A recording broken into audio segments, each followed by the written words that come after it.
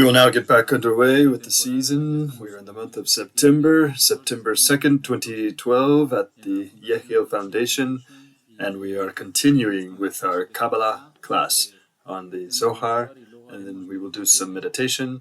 This season we will do much more practical meditation than in prior seasons. We will raise the level. I don't know how many levels up, but we will intensify our meditation. Why? Because I think we need to intensify our spiritual work. So, speaking of the Zohar, you must remember that everything we teach about the Zohar, as the Zohar is encoded, we have to make a calendar, or rather a dictionary of words that give us clues to understand what is hidden there. Because it is fine that the Kabbalah was delivered or revealed to Moshe Rabbeinu, but Moshe Rabbeinu was not authorized to share it with the people. He only shared it with Yehoshua and the Kabbalists and the elders, but the people did not have the level to understand the knowledge he received over 40 days and 40 nights on Mount Sinai. So, when the veil was lifted, so to speak, with Rabbi Shimon Bar Yochai, the Zohar was written, which is the Book of Splendor, and that book is still encoded. So we must decode it to see if it can reveal the secrets of the Torah, which is super encoded. The Zohar decodes it a little, but keeps it veiled. So here in the Zohar, we are still in Bereshit, that is the first book of Genesis, and we still have at least 3 or 4 months to finish Genesis. We did that all last year, and now we still have 3 or 4 months. Genesis is very important because from there on, we'll understand everything else. It tells us that what it calls the community of Israel, every time it mentions the community of Israel is the earth. So when it says, I've given you the earth, in truth, it's saying, I've given you the community of Israel. And here, the Zohar tells us of a metaphor. It attempts to reveal a metaphor on the word Bereshit. It says that Bereshit are 2 beginnings. Why? Because Bereshit can be read as Bet, which is a mathematical figure, Aleph 1, Bet 2, and the word Reshit would be beginning. So Bereshit would be Bet Reshit, 2 beginnings. But it also alludes to the second beginning. So in the tree of life, the first Sephirah would be Keter, and the second beginning would be Chokhmah. So Bereshit would be a reference to the Sephirah Chokhmah. We saw how last year, in 2011, 2012, how Chokhmah has to do with Kabbalistic meditation. If it says that Bereshit is the second beginning, that is, it refers to the Sephirah Chokhmah, it says that the world begins with a meditation. And here, there is another important clue. It says that the Chokhmah Sephirah is called the verb. We see how in Genesis, God created the earth with the verb. And what does this mean? If the key to Chokhmah is the verb, that means that God created the earth with meditation. The divine consciousness envisioned the world, and the world was created. And then we learn the following. Matter obeys consciousness, because as of the moment in which we obtain consciousness and observe by envisioning, a material object, the act of observing it creates it. When it says that God created with 10 words the entire world, in reality, it means he performed 10 meditations. And the word Bereshit, according to Rabbi Shimon Bar Yochai, can also be read Barashit.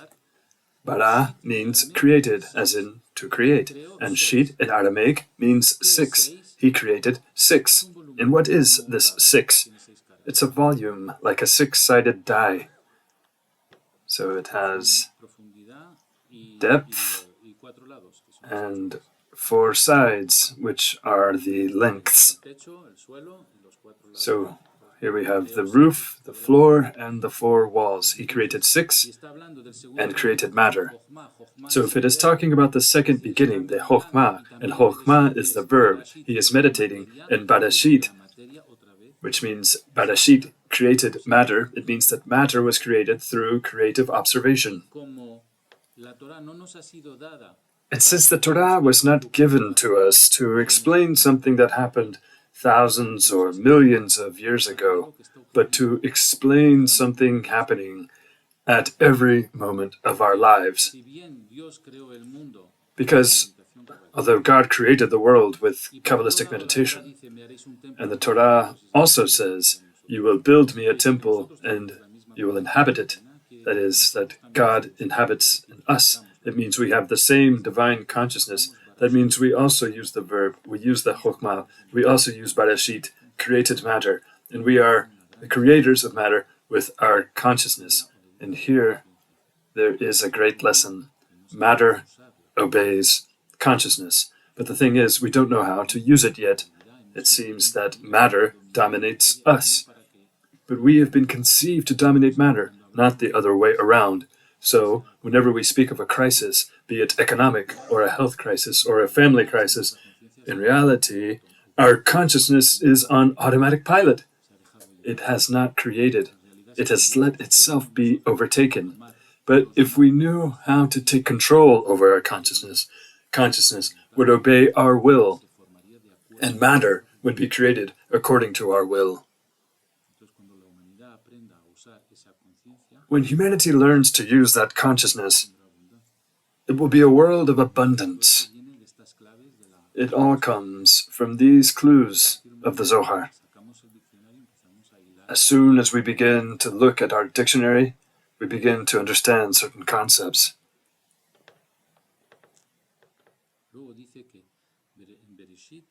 Then it says, in Bereshit, that is Genesis, that God created the world in 6 days. And the 6 days refer to the 6 Sefirot, which are Chesed, Gevurah, Tiferet, Netzar, Hod, and Yesod. In other words, he used the heavenly bodies. Each Sephirah is a heavenly body, as I said.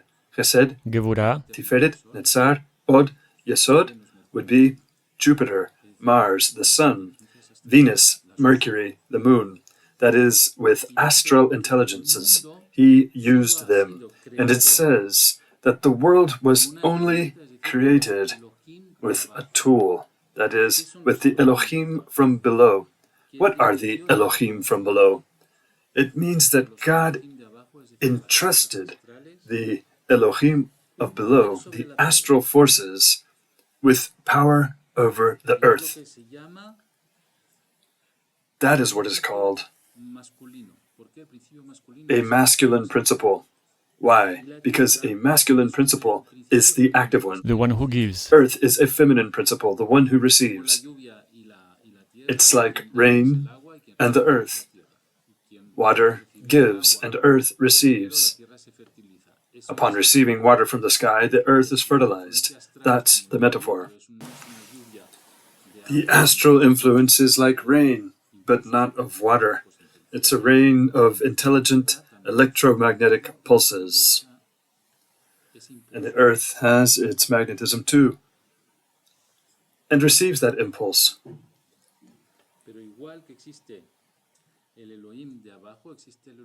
But just as there are Elohim from below. There are Elohim from above. A superior strength, higher than astral strength. Who did HaKadosh Baruch Hu give it to? HaKadosh Baruch Hu gave that astral power to Moshe Rabbeinu, Moses. And it tells us that that light given by HaKadosh Baruch Hu to Moses, Moses used it his entire life. And the children of Israel could not even approach him due to the power he radiated. They couldn't even approach him. And when did they approach him? Only when he covered himself up. It tells us that Moshe Rabbeinu, wrapped himself in the light given to him by the Lord, as a man wraps himself in a coat. That light, Moshe Rabbeinu kept it until the end of his life and gave it only to a few chosen individuals, as we've said before, to Yehoshua bin Nun, his brother Aaron, the wise men, the elders.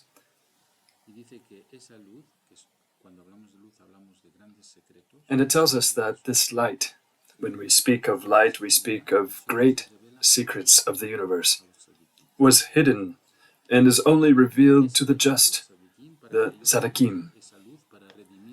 And why is it only revealed to the tzaddikim? For them to use that light to redeem the world.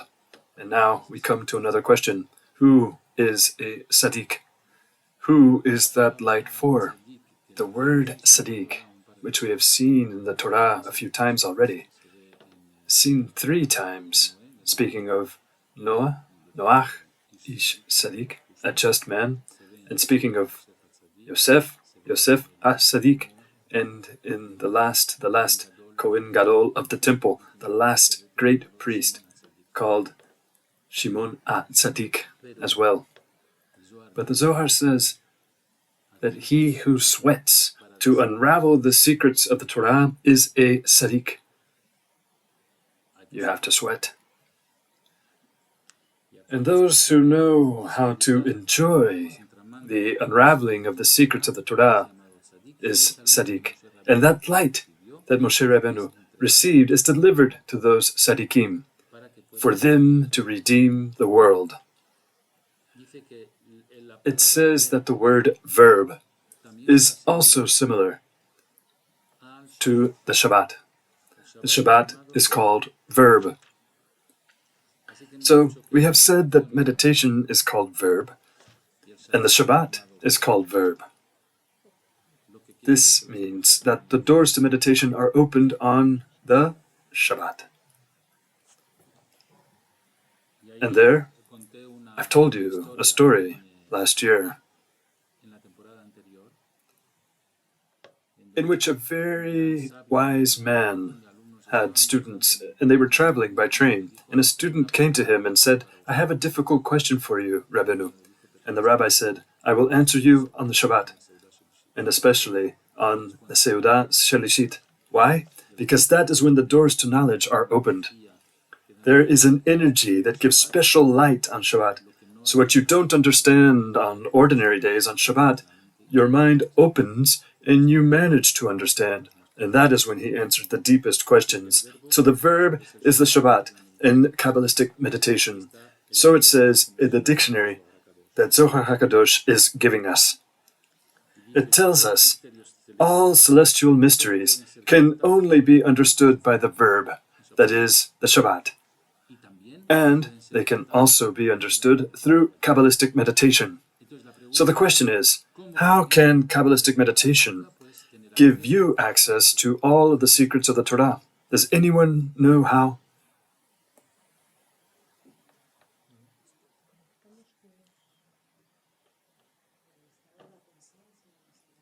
The state of consciousness? The state of consciousness at that time.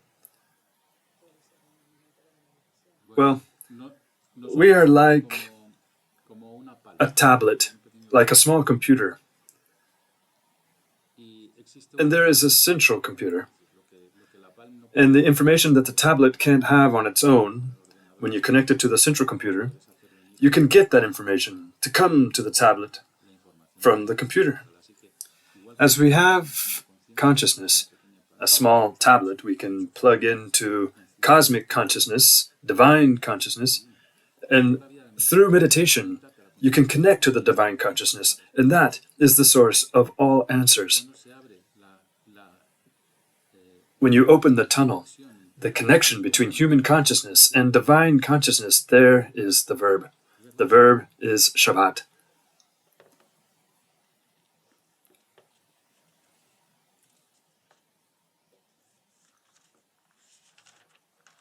But can we only connect this way on Shabbat?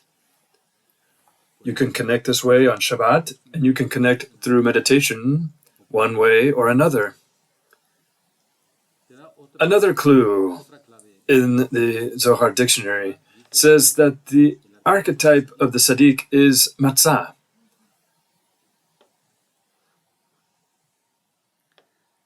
Why is matzah related with the tzaddik? Because matzah has no yeast. Yeast is called Seor Hametz. And Seor Hametz is a code to designate Satan. Yeast is assimilated this way to the forces of evil, and yet matzah has no yeast, so it is called righteous. What about the braided bread? Excuse me? The braided bread we eat on Shabbat. Braided bread has yeast, but when we make it, we take part of the dough away and burn it, because although we do live with the effects of yeast, the bad midot that grow like yeast, we burn that part, we live with it, but we have it under control. Here we find one of the students of Rabbi Shimon Bar Yochai, called Rabbi Yitzhak, who is also believed to have been the one who wrote the scrolls of the Zohar. Just like Rabbi Isaac Luria never wrote it, it was written by Rabbi Chaim Vital. Here, Rabbi Yitzhak, who I understand was a scribe, wrote the teachings of, Rabbi Shimon Bar Yochai. and it says the following: the heaven of below, that is the lower heaven, that is this physical world, has no light on its own. In other words, here there is no secret wisdom. It's a dark world. We're in the dark. We're blind. That world is called Malchut.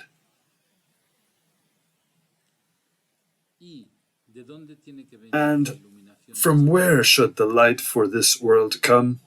It must come from another world. So it's very hard for physicists who only deal with tools of this world to light up this world. But it's easy enough for a Kabbalist who enters the dimensions of another world to bring the light to a world that has no light. The physicists have said, there's something we don't understand. The first physicist to doubt physics was Albert Einstein. He began to question everything. And after Einstein, quantum physics was born, which questioned physics even more, to the extent that all the laws of physics we know are being questioned by quantum physics. And quantum physics enters a world that ordinary physics cannot access, which is the subatomic world, the world smaller than atoms.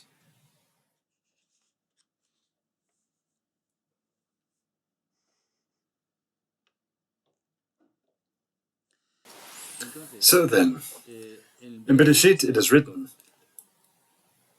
that lights will have their place, that light be created. Let there be light in heaven. The Hebrew word for light is meorot. and they are written without the letter Vav. Why is it written without the letter Vav? Because the Vav in the dictionary of the Zohar is the symbol of Ruach HaKodesh, that is, the beginnings of prophecy. It is not the Nebuah, it is not the prophecy itself, but it is the beginning of having some spark or light, of being able to see the future. That is the Vav. The world created here did not have a Vav. Without Ruach HaKodesh it was created. It was necessary to bring Ruach HaKodesh from the outside. The Zohar Ha Kadosh tells us that Ruach HaKodesh, that is, this Vav, is connected to Bereshit. And what is Bereshit? It's the male reproductive organ. And that is why when Yosef HaTzadik took care of his reproductive organ, when he had temptations, he was called Tzaddik.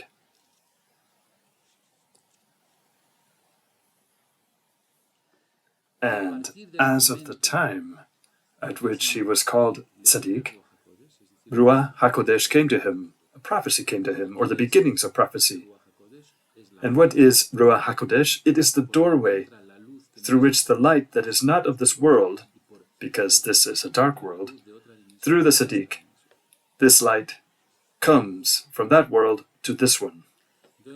We have said that the Vav is linked to the Bereshit, but in the Torah, 3 Bereshit appear. What does Bereshit actually mean? Bereshit is used in the word Brit Milah, but there are also other terms like Brit Olam. Brit Olam is the covenant of the world. What is the covenant of the world? It is the Shabbat. We have the Brit Milah, which is the covenant of circumcision. It has to do with the reproductive organ. We have Brit Olam, which is the Shabbat. There is another Brit, which is the Tefillin. It tells us that a man must always have 2 Brit with him. One that is indelible, the sign of the circumcision, something he never abandons. And then either he has the Shabbat or the Tefillin. When it is Shabbat, he does not have the Tefillin. When it is not Shabbat, he has the Tefillin. And so he always carries 2 covenants on his person. With 1 covenant, he cannot connect, but with 2, he can.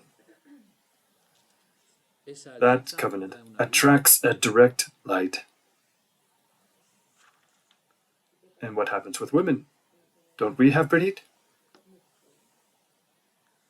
Yes, you have an equivalent of it. The Bereshit of the Brit Milah for women has to do with the spilling of blood, because at the time of menstruation there is a spilling of blood. Women have it every month. That is their covenant. A woman who cares for her milah is performing a Bereshit. And the tefillin are linked to women with the halah on Shabbat. A woman who makes halah on Shabbat in her home is performing the equivalent of tefillin every day on the Shabbat. That is the equivalent mitzvah. Above all, the egg, halah, and everything it has. You have to burn that piece.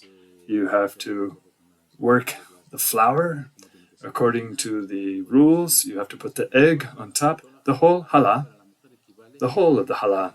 For women, the halah is equivalent to the tefillin. You may ask, what does halah have to do with tefillin? Well, the closest energies that come to us are from the moon. The moon sends electromagnetic energy to the person and sends it in the form of pulses taken up by the mind and heart. We now know, it has been measured, that the mind emits an electromagnetic energy, and the heart emits an electromagnetic energy. That of the heart, in terms of magnetism, is 5,000 times stronger than that of the brain, but the electrical power is 1,000 times stronger than that of the brain. But both have electromagnetic energy. So the tefillin are placed on the head and the arm opposite the heart. When a woman makes challah, bread, as soon as she breaks off a piece of dough with the yeast, there is an emotion, because she is breaking the seor chametz, removing the sitra hara, in other words, the negative forces. There is an emotion because she is breaking away from them. That is her meditation. When she places an egg on top of the challah, there is a shine, like the moon shines as it reflects the sun. So she is corresponding to a control over lunar energies. Both the woman with the challah and the man with the tiferet do so. Let's continue. The Zohar Ha Kadosh gives us an important prayer, which is Adonai Melech, Adonai Malah, Adonai Imlo, Leolam Vaed. The Zohar Ha Kadosh tells us Adonai Melech is the Keter, Adonai Malach is the Chokmah, and Adonai Imlo is the Bina. And you will see something else here. The word Adonai is repeated 3 times. Adonai Melech, 1. Adonai Malah, 2. And Adonai Imlo, 3. And Adonai is written Yud Ke Vav Ke. So we have 3 Yud Ke Vav Ke in this prayer, which add up to, each Yud Ke Vav Ke are 4 letters. Times 3, 12 letters. So it refers to a name of God, which is a 12-letter name, which is linked to the ancient DNA we have of 12 helices. And now, to conclude the first part of this shiur, I am going to tell you something that is simply spectacular. In the psalm, according to the Zohar Ha Kadosh, the Tehillim, in Psalm 145, verse 18, there is a passage that really catches our attention, and about which much has been written. Yud Ke Vav Ke, that is, the Lord, is near to all who call on Him, in truth. And the question is there any way to invoke the Lord that is not in truth? Where is that truth? What does it mean that the Lord is close to anyone who calls on Him in truth? And this gives us a tremendous clue, because many people pray, but never get results. And some pray and do get results. So those who go to temple, pray, and get no results end up frustrated. And someone may go to Israel and visit a great Chacham and ask them for a beracha, and it does give them a result. Why do they get results and I don't? A person may ask. With everything I petition for, I don't get results, but other people do. The answer is in this psalm. The Lord is close to anyone who calls on Him in truth. The question then is, what does it mean to call on Him in truth? Because if I knew how to call on Him in truth, as the psalm says, I would know how to get a result every time I wish for something.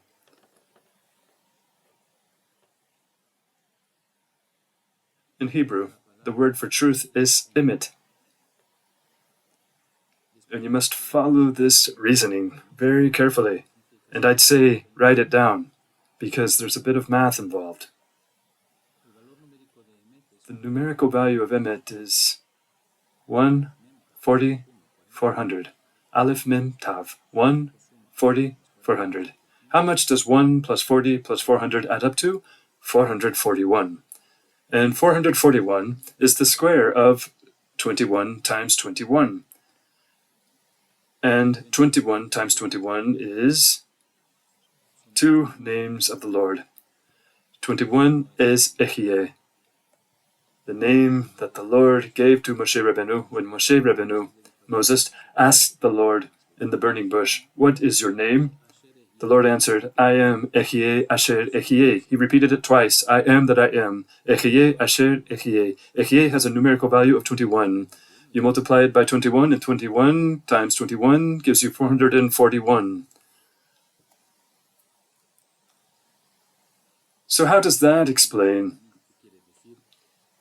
what it means for the Lord to be close to anyone who calls on him in truth? It means that 21 times 21 is 441, but 21 also appears twice. Ehyeh Asher Ehyeh. If I add 21 and 21, it will give me 42. And 42 is the number of Ana Behoa, the most powerful prayer of the entire Jewish people. Ana Behoa Gedolat Yemin Echa Tatir Surura is a psalm that comes from an important first century Kabbalist called Rabbi Neunia ben Akana. He came up with the true name of 21 plus 21, 42. And that name, he who studies it, and we have studied it here and will again, it's in my book, in both of my books, in fact, that I've published, that name has extraordinary power to create matter and events. But pay attention to this. There is one patriarch called Emet. Who is it? Among Abraham, Isaac, and Yaakov, one is called Emet. Who? Yaakov.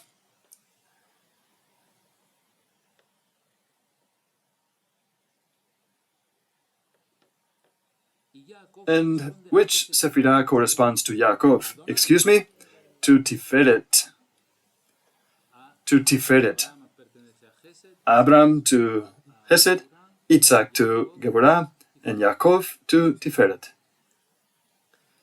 Tiferet corresponds to what heavenly body? The sun. Because Abraham belongs to Chesed, which is Jupiter, and Isaac belongs to Geburah, which is Mars, and Yaakov belongs to Tiferet, the sun. And Yaakov is Emet, and is referenced to the sun. And which day of the week is governed by the sun? Sunday. Do you know how the heavenly bodies govern the days of the week? Sun with Sunday. The moon with Monday. That's why it's called Monday. Mars with Tuesday. Wednesday with Mercury. Thursday with Jupiter. Friday with Venus. And Saturday with Saturn. In fact, in Hebrew, the word for Saturday is Shabtai. Saturn is called Shabtai. And it comes from the word Shabbat. Now, let me go back with this explanation. The Lord is close to anyone who invokes him in truth, we've said. Truth is Emet. Emet is Yaakov. Yaakov is the sun, and the sun is Sunday. And what is the verse of the 42 names of God of Ana Behoa that corresponds to Sunday? The one read Saturday night. Verse number 1. A few of you are lost. I see people who are completely lost. Let's explain it again.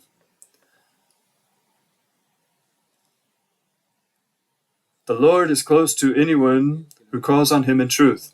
We are performing the autopsy, so to speak, of the word truth, Emet. We see that truth is linked to the patriarch Yaakov, who is linked to the poetry or prayer of Ana Behoa, and is linked to the sun. The sun is linked to Sunday, and Sunday is the day on which the first verse of Ana Behoa is read.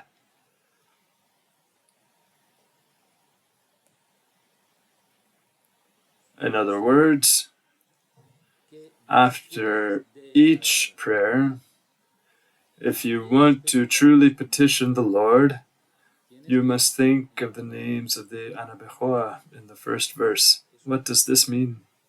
It's like putting a seal on your prayer, like a signed letter. And in fact, anyone who goes up to the Sefer, who goes to do an aliyah, a Shabbat, who goes up to listen to the Sefer, when read by the Hazan, after reading it, what do they say? Demet. In other words, we put the seal on it, the seal of the Lord. His signature is Emet. Emet is the first verse of the Ana Bechoah, which are 6 words. Ana Bechoah Kedulat Yeminecha Tatir Serura, which correspond to the initials Ana Bechoah Kedulat. Aleph Bet Gimel Yeminecha Tatir Serura. Yud Tav Sadi. Aleph Bet Gimel Yud Tav Sadi. These are the initials of the 6 words of that poetry. With those 6 initials, Aleph Bet Gimel Yud Tav Sadi, we must go to the Lord's true name. Aleph is a true name of God. This is discussed in my book. The Bet is a true name of God. This too is discussed in my book. The Bet, a true name of God. The Gimel, the Yud, the Tav, and the Sadeh. In other words, 6 hidden names revealed in my book, where we put the seal of God with those 6 names, which are the true names. After a prayer, the prayer works. It is accepted. It crosses the heavens. It reaches the Creator directly. When the Creator, when he sees a letter with his seal, says yes. Let me ask a question. Is it enough to say them, or do we have to meditate them? You have to meditate them.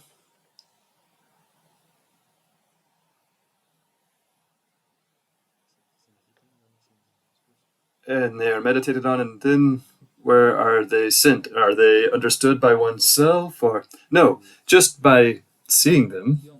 Your petition, which has been visualized and meditated on, takes shape. What does quantum physics say? Quantum physics tells us that all scenarios are in front of you, from the most terrifying to the most wonderful, going through, well, it's like if you went to a video club, and there you find the rows, the different sections of videos, horror movies, love movies, action movies, romantic movies, comedies, anything you want. Movies about paradises with beautiful photography. So the entire range of circumstances is present. And we, depending on how we envision, pray, and seal our prayer, we will acquire one video or another from one section or another. Okay.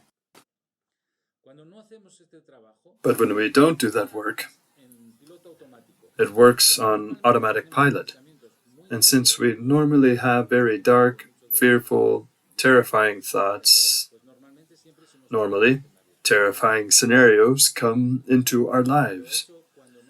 But when we don't let our consciousness connect to thoughts of fear, terror, crisis, or pain, at that time, our brain is proactive, not passive, and we choose the life scenario we want to happen to us. If there are many people living in crisis, it's because their minds are in crisis. And it's also because they don't know the secrets of prayer. And that is why we are taking this class, to get people out of the crisis, for them to learn to direct their minds to something other than horror movies. Since we have to do some meditations, I'm going to stop the Zohar part of the class here. We'll take a break and then come back to prepare for the meditations. I want you to know one thing that's a bit difficult to understand, and I'm going to ask you for a lot of attention. All of our perception, based on sight, hearing, touch, and smell, is no more than electrical connections in our brains. Here it appears that there is light, but our brains are in dark enclosures. They're in the dark. So in reality, there are waves that we're receiving, and they're creating this room in electrical connections in our brains. Specifically, the visual part of the brain is in the occipital region, In other words, if I cut the optic nerve, this room would not exist. I'd see nothing. There'd be nothing. Speech is in the temporal part of the brain. If I were to cut the temporal nerves or do an ablation of the temporal part of the brain, I could not tell you anything. Speech would not exist. The sense of touch is in a certain part of the brain. The sense of touch is in a certain part of the brain. If I cut off the electrical connections, I wouldn't be touching anything. In other words, all perception of the world is no more than electrical connections in our brains. In our brains, we have an electrical field and a magnetic field. We've said that the heart has an electrical and magnetic field as well. The magnetic field is 5,000 times stronger than that of the brain, and the electrical field is 1,000 times stronger than that of the brain. And we're living on Earth, a huge globe, which is a very strong magnet, with a north pole and a south pole based on attraction and repulsion, a very strong magnet that also has an electromagnetic field. And our electromagnetic field in the heart and brain is connected with the Earth's electromagnetic field and tries to vibrate at the same pulses as the Earth. If the Earth's electromagnetic field changes, so will the electromagnetic fields of our hearts and brains. And what does this mean? We will no longer perceive the world in the same way. Can you follow me so far? If anyone gets lost, just stop me and I'll repeat. So the perception we have, is it first in the brain or in the heart? Considering that the heart's electromagnetic field is 5,000 times stronger than that of the brain and has an electrical sensitivity 1,000 times higher than that of the brain, what do the brain and heart do? Which of them perceives the Earth's electromagnetic field first? The heart. But it doesn't seem that the heart is a thinking being. Our brain would be the thinking being, wouldn't it? But how does the brain work? Through electrical connections. And how does the heart work? By electrical perceptions. So first the heart receives the electrical perception, as it is 5,000 times more sensitive than the brain on the magnetic level and 1,000 times more sensitive at the electrical level. That electromagnetic impulse is sent to the brain, and the brain receives a thought or deduces a thought. In other words, first it goes to the heart and then to the brain. And that is how we think. Can you follow my reasoning? Now, if we're immersed in the Earth's electromagnetic field that sends electrical impulses to our heart and electrical impulses to the brain that make us think,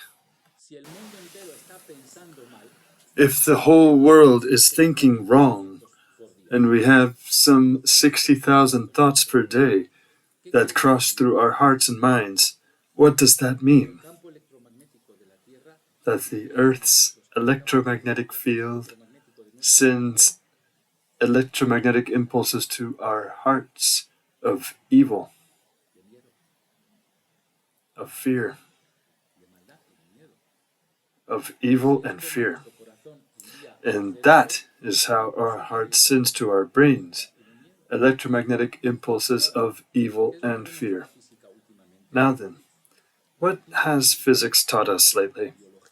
Biophysics, biology, and physics has shown that our DNA, which is like a spiral, when it is afraid, it contracts like an accordion closing. When there is love, it extends, it stretches out. And DNA is the cell that most filters photons, or light, and sound.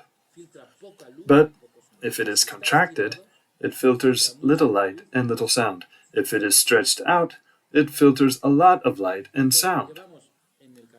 So, in the Jewish calendar, for 5,772 years since the creation of our world, that's 5,772 years of suffering, of pain, of persecution, of inquisitions, of economic crisis, etc. And what does this mean? That the electromagnetic field of the earth that sends electromagnetic impulses to our hearts, that are then sent to our brains, that come straight from the electromagnetic field of the earth, is sending us a negative impulse and is hijacking our minds, so to speak, and our emotions, and makes us bad, quote unquote bad, and causes this world to not be a paradise. So then, what does this mean? Where are the forces of evil influencing? They are not influencing man. They're acting with the electromagnetic field of the earth, which, at the same time, is acting in the hearts and minds of human beings. But the astrophysicists have just discovered something amazing. The Earth's electromagnetic field is disappearing. Yes or no?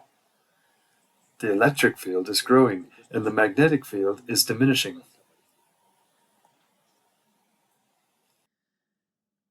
It's been proven that the world's electromagnetic field is what gives us the perception in our hearts and then in our minds of time and space. What does this mean? That when the electromagnetic field disappears from the earth, there will no longer be time or space. What does this mean? That whatever you think, you will have at that instant. Now, while there is still a magnetic field, if you want something, you won't have it yet. Why not? Because there is time-space. And what does that mean? As we say in Spain, things are easier said than done. In Spanish, from words to deeds, there is a gap. What is the gap? The magnetic field. If the magnetic field disappears, there will no longer be a gap between words and deeds. Of course, immediately, what you think you'll have at that instant. If I want a gold bar, here, just by thinking it, the gold bar appears.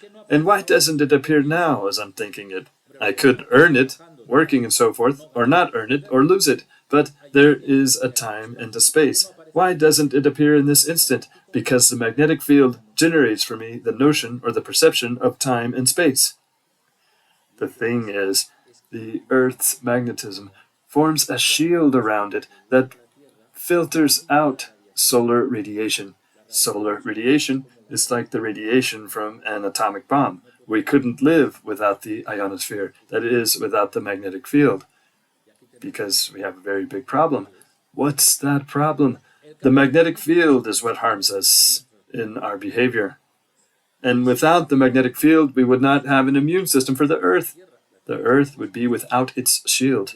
Meteorites could come in. They could destroy the Earth. Solar radiation could come in and destroy the Earth. Solar storms, like solar tsunamis, could come in and burn all of the Earth's electricity. So we face a severe problem. Magnetism harms and protects us at the same time. But if the magnetic field disappeared from the Earth, not just human life, but all life would be impossible on Earth. It would be like Mars or the Moon.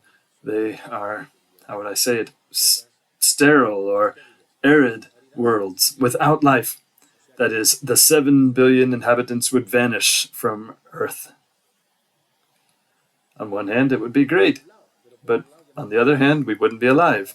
On one hand, we would have everything we wanted. There would be no evil, but there would be no shield around the Earth. How to resolve this problem? I want a benevolent shield, a good one. Do you understand me? Yes? There was once in the history of the Earth reversions of the magnetic fields, of the poles. The North Pole became the South Pole and vice versa. Exactly. And this is done by reducing the level of the magnetic field a great deal to practically zero with great variations. It doesn't go down like this. It goes down like this in a sawtooth pattern. Yes, a sawtooth pattern. What they have seen is that many species disappear animal species disappear, but not humans. Humans survive this. Few humans do. Few humans. 80% of the world population could die. Exactly. But human beings could survive. One moment. Human beings are made just like the planet Earth. They have a magnetic field too, and a very large one. But the magnetic field of the Earth influences our magnetic field. The question is, could we build on Earth a magnetic field that was not evil and let the current magnetic field disappear to build a new one of generosity and love? One that, instead of compacting our DNA spiral, stretches it out. One that filters love, light, sound, and good feelings instead of compacting the DNA. And that fear, pride, the desire to receive, etc., all fit. Here, there is a great question. The most powerful magnetic fields, the most powerful electromagnetic fields come from the sun. They are the most powerful electromagnetic fields. In the tree of life, what Sephidah are our hearts linked to? With the Sephidah of Tiferet, with the word Emet, with the patriarch Yaakov, with the first passage of the Anabechoa. Does this sound familiar to any of you? The organ of the human body that corresponds to Yaakov, Emet, is the heart. And the heart is linked with the sun. And in the Sefer Yetzirah, which is the Kabbalah, written by Abraham Avinu, it is written that each of our organs is connected with a planet, with a heavenly body. What is the heavenly body linked with our hearts? The sun. If we have a very powerful electromagnetic field in our hearts, we could charge the battery with solar energy and bring the magnetic energy of the sun to our hearts and unite all of our hearts in a symbol of chesed, that is love. And then use what we have been using all last year, the chief angels Metatron and Sandalphon, to help us to collect the electromagnetic energy from our hearts and spread it throughout the world. We would have a new skin of an electromagnetic field surrounding the world. The old skin would disappear, just like a snake that molts its skin. The bad skin would disappear, and a new skin would appear, a new electromagnetic field. But a new electromagnetic field, as we would have built it with love, the other one, that of fear and terror, would disappear, and all human beings would have an input of electromagnetic waves of love, and evil would disappear from the earth. Has everyone understood this reasoning? Yes.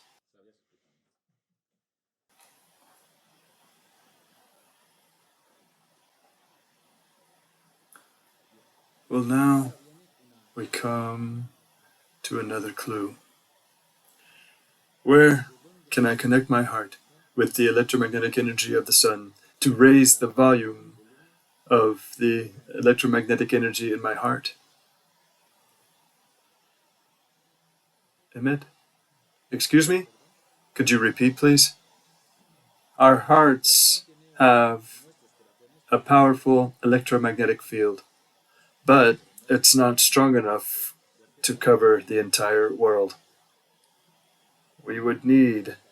I would have to be a catalyst or transformer of solar energy, because my heart is linked to the sun, as is yours. The liver is linked with Jupiter. Each organ is linked with the heavenly body. But the most powerful electromagnetic field in our galaxy is in the sun. So we have to plug into the sun. Earlier, I spoke of the tablet and the central computer. The small computer has to be plugged into the large computer if it wants to work with lots of gigas of memory. In this case, it is with a great quantity of magnetism. That's where the names of the Lord come in. Now I'm going to show you something. Look at this. There are 72 names of God. You've seen that there are 72 names, right? 8 times 9. 1, 2, 3, 4, 5, 6, 7, 8. 1, 2, 3, 4, 5, 6, 7, 8, 9. 8 times 9 is 72. So, let me see.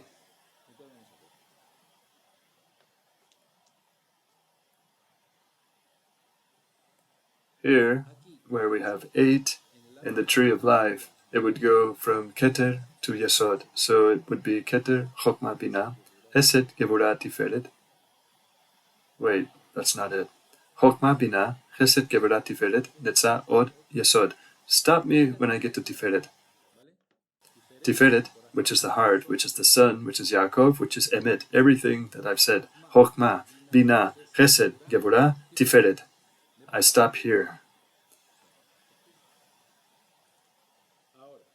Now then, from top down in a column, Keter, Chokmah, Binah, Chesed, Gevurah, Tiferet, Netzach, Od, and Yesod. Let me start over. Keter, Chokmah, Binah, Chesed, Gevurah, Tiferet. Yes? Now I cross Tiferet with Tiferet. In other words, the Tiferet of Tiferet. And I come here and cross here, and I get a name of God. Samech, Aleph, Lamed. But you have counted from Keter in the vertical line. Because one has 9 lines and the other 8. Did everyone understand? The Tiferet of Tiferet, that is, the heart of the sun, would be Samech, Aleph, Lamed. Does everyone understand? Tiferet of Tiferet. Here, I take Tiferet, it takes this column, and in vertical I take this line, and line with column, Samech, Aleph, Lamed. Did everyone see that? Samech, Aleph, Lamed is the name from which I will take the highest level of magnetism from the heart of the sun. But it is spiritual magnetism. Careful now, it's not the kind of radiation you'd find in an atomic bomb, okay?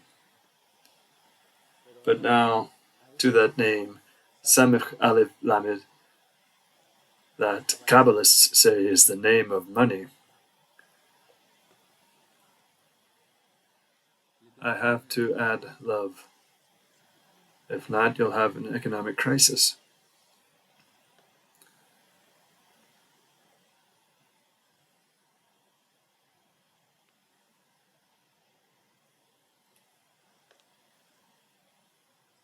Samech, Aleph, Lamed, see that? Now you know there are vowels in the letters according to what I want to do. Here we have the electromagnetic energy of the sun.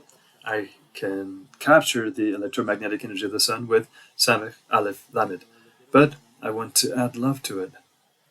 What vowel would you add? Chesed. Chesed? What? If I add the vowel sagol, I will add all the love in the world, which is the love that Abraham had for HaKadosh Baruch Hu. If I add the dot, the I of Hirik, I will give it the love of Moshe Rabbeinu. Which of the two should we add? The love of Moshe Rabbeinu is Venus, and the love of Abraham Avinu is Jupiter. Which of the two should we add? That of Moshe Rabbeinu. Mercy. Mercy? No. That is Yaakov's. Kindness is Abraham. Justice is Isaac. Mercy is Yaakov. Love and success is Moses. Peace is Aaron.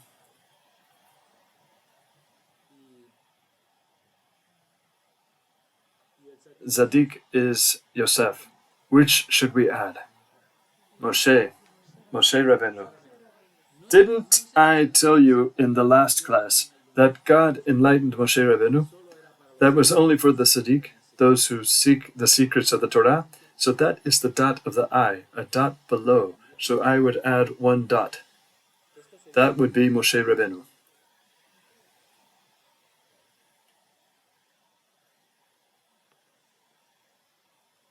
This is the name of the Lord we are going to collect, that we are going to put into our hearts. And when we have put it into our hearts, we're going to circulate that energy among the hearts of all those present. But now I have a problem. How are you all inside? Is your DNA contracted or stretched out? Let's stretch it. Are you living in fear or love? Love, love.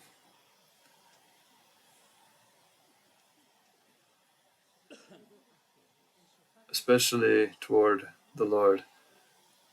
The shofar can open this for us, can't it? So since we're not sure if your spirals of DNA are contracted and light and sound can't circulate well, the light will circulate through our visioning of Samech Aleph Lamed. And now for sound, I will play the shofar to stretch out your DNA. So you will have DNA that will filter sound and photons to the maximum degree, because I need you to be in perfect spiritual health. Do you understand what I'm saying? So let me take out the DNA iron. This is an iron that irons out, stretches out your DNA and makes it fit. Ready?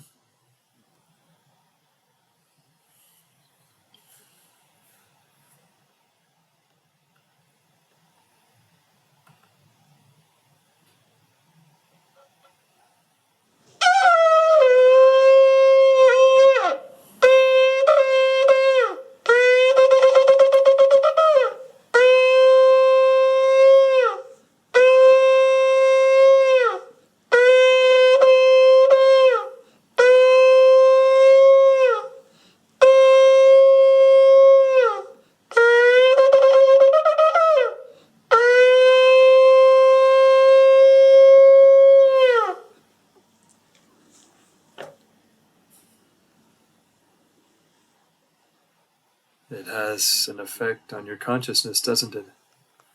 Well, now, let's begin the meditation. We've gone through the sound, now let's go through the vision.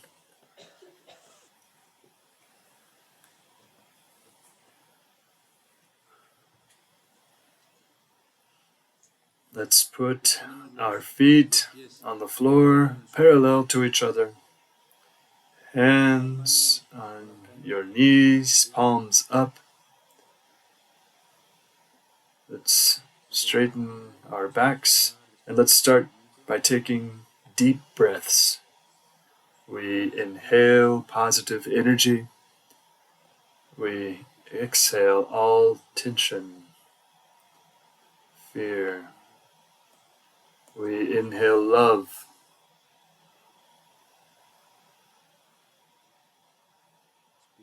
We exhale fear. We inhale generosity. We exhale greed.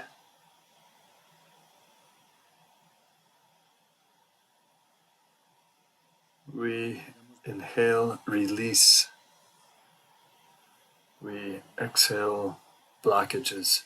We release weight. Now we envision a golden star of David, Magen David, and we see ourselves as a white light inside the hexagon of our Star of David, which is as big as this room. And we will call in a hexagon, in a golden Star of David that acts as a screen in its hexagon, the letters Samech, Aleph, and Lamed from right to left, and we'll punctuate it with a dot below the I, pronounced C-E-Li. So we call the letter Samech. If you can't visualize it, you can open your eyes and then close them. We call the letter Samech, which appears in our golden star of David, which works like a screen. The letter appears in white. We punctuate it with a dot below it, and it is pronounced E, and we light it as we would light a candle. We see a wick above it, and we light it. We call the letter Aleph. We punctuate it with the dot of I, a low dot. And we light the two wicks of the two horns of Aleph. And we call the letter Lamed. We punctuate it with the lower dot of I, and we light the wick as if it were a candle.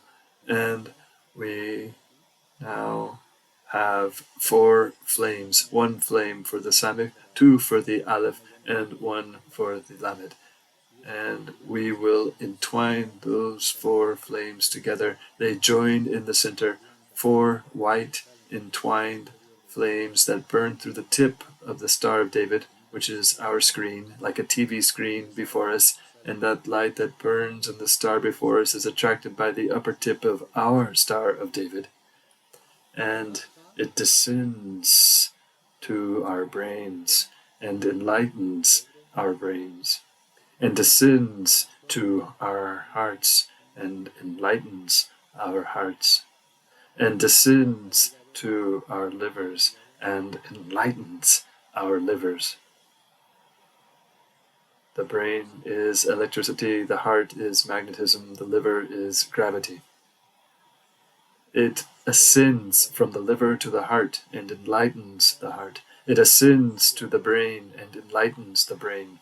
It is the light of these 3 letters that descends again to the heart, enlightens the heart, ascends to the brain, and now it will move quickly. It descends to the heart, ascends to the brain, heart, brain, heart, brain, heart, brain, heart, brain, heart, brain, and we stop it in the heart. And we have our hearts lit up as if they were halogen lights with all the strength of Samech, Aleph, Lamed, and the light transforms into golden light as if it were sunlight.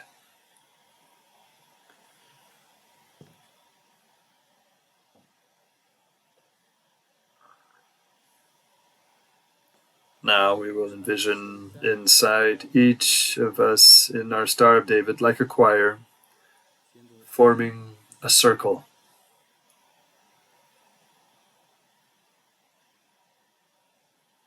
To the center, we will call the archangels Metatron and Sandalphon. And above them, we place the earth as if it were a football, floating above Sandalphon and Metatron. Now our hearts are illuminated with the light of the sun, Tiferet of Tiferet, and will become a thick, strong, golden thread, a very strong ray of light, very thick and powerful, with magnetism that is amazing, and it begins to revolve among us counterclockwise, and it links our hearts together, spinning from heart to heart, heart to heart, heart to heart, and taking on great speed. It is a golden ray of light, of tremendously powerful magnetism. But it is magnetism laden with the vowel E of pure love.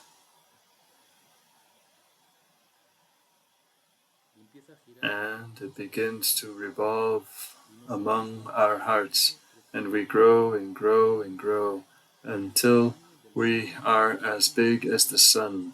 Each of us has a heart as big as the sun. Our hearts enlarge, become powerful, and those rays of light revolve from heart to heart.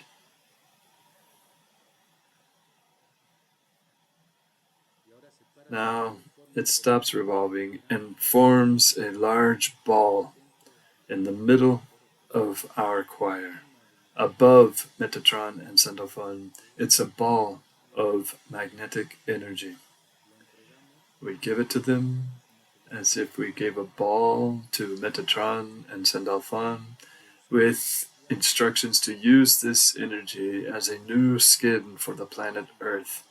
It is a skin of love that replaces the skin of evil. And the Earth molts its electromagnetic field. And now we see how Metatron and Sandalphon call thousands upon thousands of millions of subordinate angels, each of them taking a spark from this great ball of energy and forming a network like an internet that covers the entire world. And now this electromagnetic field of kindness and generosity covers the entire Earth. Human beings are no longer affected by negative energies.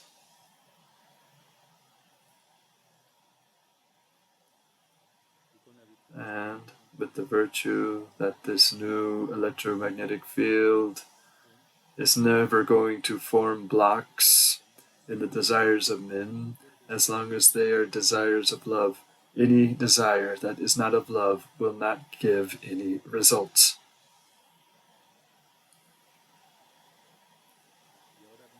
Now we see how that new skin is influencing the hearts of all human beings of the earth, sending new positive influences of generosity, of sharing, of help, and respect. And that is what is called the redemption.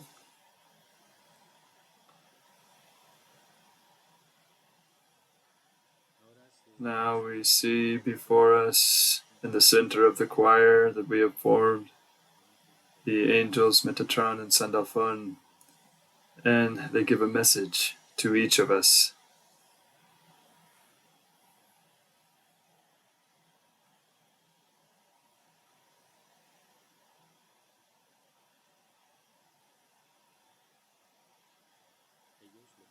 They give it the seal of Emet.